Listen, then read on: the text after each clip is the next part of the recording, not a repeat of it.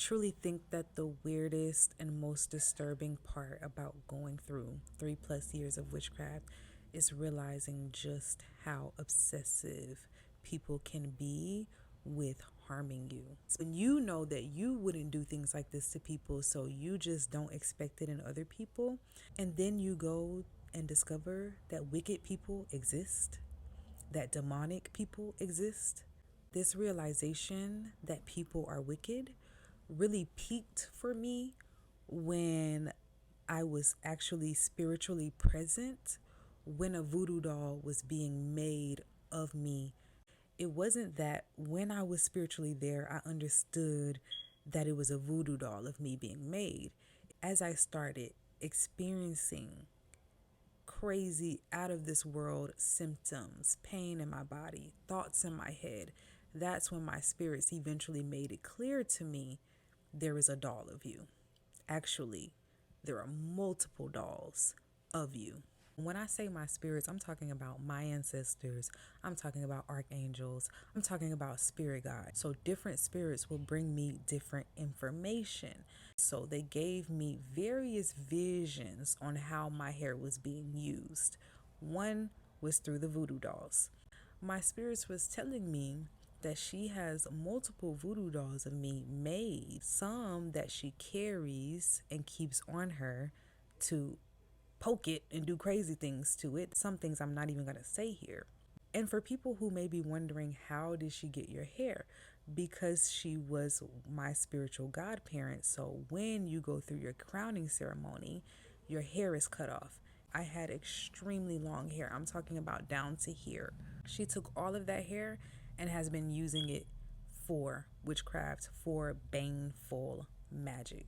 And her having my hair still affects me to this day. I have to do a lot to keep my thoughts and myself clean because, listen, my hair was cut off a whole year ago and still that hair can affect me. So do not think that there is an expiration date on how long someone having your hair can hurt you spiritually. We have to understand that our head and our crown is connected to our blessings. Our hair carries our energetic imprint. So if someone is using our hair to place all types of negative energies on there, that is how they can actively interfere with spirit's ability to find your energetic imprint and DNA to assign the blessings to you. There were signs in my physical reality of there being a doll of me. The primary signs that I was being affected by the voodoo doll made of me was unexplained physical pain. I was having this burning sensation in my feet that felt like it was being burned from the inside out. It was the most contradictory feeling of like burning and itching at the same time, but scratching it would not help me. Even putting soothing creams on it would not help me. I also started to notice a biting sensation all over my body, like little mosquito bites all over my skin. My skin would get super hot and prickly. A lot of the witchcraft was done on me at really late hours in the night. So we're talking like between midnight and like 3:30 a.m. witching hours, right? I'm not saying that late hours are bad hours, but people do use late night hours to do dark and bad work. And so often while I was asleep, I would actually be witnessing things that was being done to me because they were essentially pulling on my spirit in order to capture it in this doll and use it against me.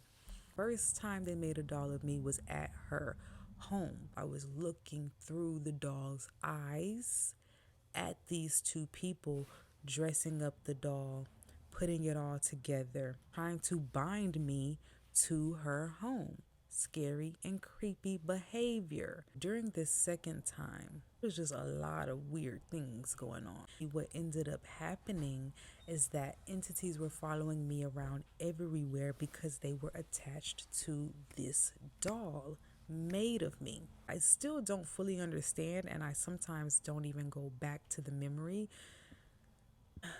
because it's just traumatizing. It's traumatizing because they were literally laughing. I often say when I talk about this experience that I faced down the devil, and that is exactly how I feel, because the level of wickedness that it takes to do this type of magic and be laughing, there's no soul there, there's no godliness there, there's no spiritual light there. It's pure darkness. And I know it sounds absolutely nuts, because it is absolutely nuts. At what point does this go from being a witch or a warlock or a dark magician to just being mentally ill?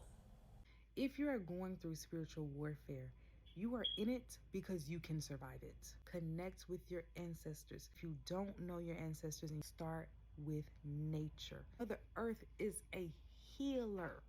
Before I actually even knew that I was undergoing witchcraft, I was just thinking that I had a lot of negative energy around me. And so I would take hikes and I would literally ask the trees, please take this negative energy off of me. Trees are naturally cleansing, they cleanse our air. Yes, trees can cleanse your energy. And if you still want further guidance, I do offer readings where I can tell you exactly what's going on, who's doing it, and what you need to do about it. That is available on my Etsy shop. The link is in the description box.